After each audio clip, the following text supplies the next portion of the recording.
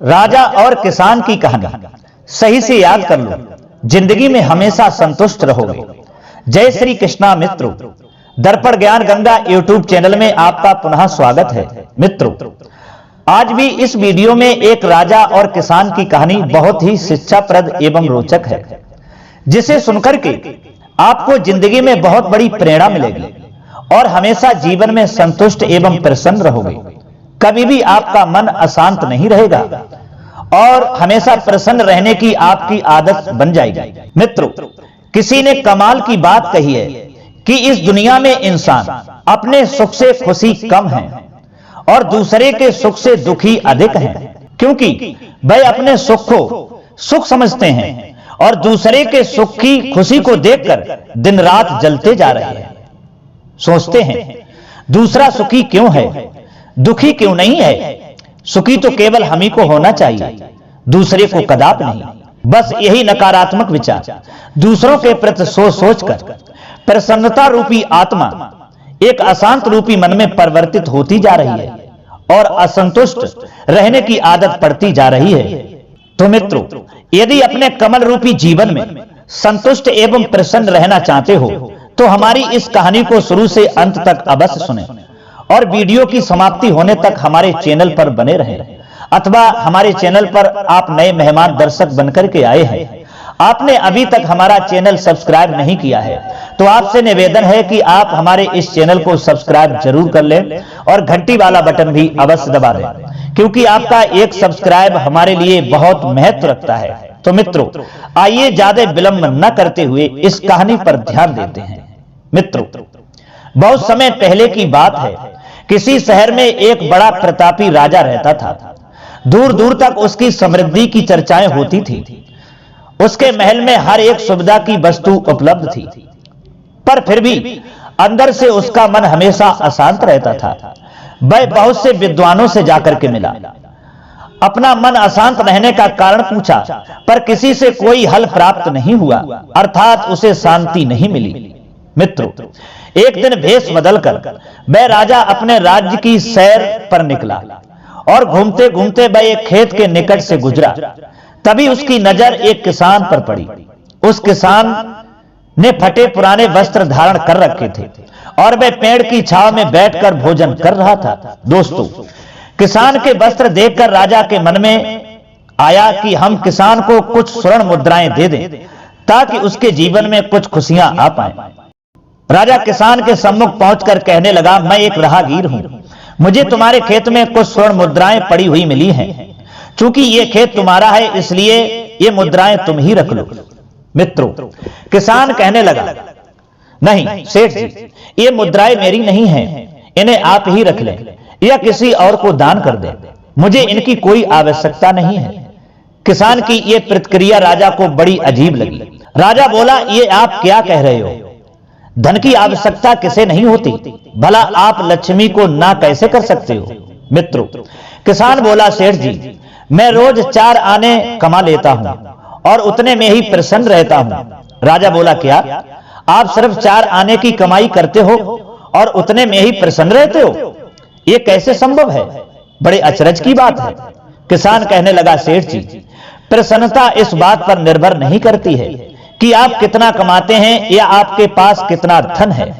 प्रसन्नता तो उस धन के प्रयोग पर निर्भर करती है कि हमें उसका कैसे प्रयोग करना चाहिए। मित्रों, राजा ने उपहास के लहजे में उस किसान से प्रश्न किया कि तुम इन 4 आने का क्या क्या कर लेते हो?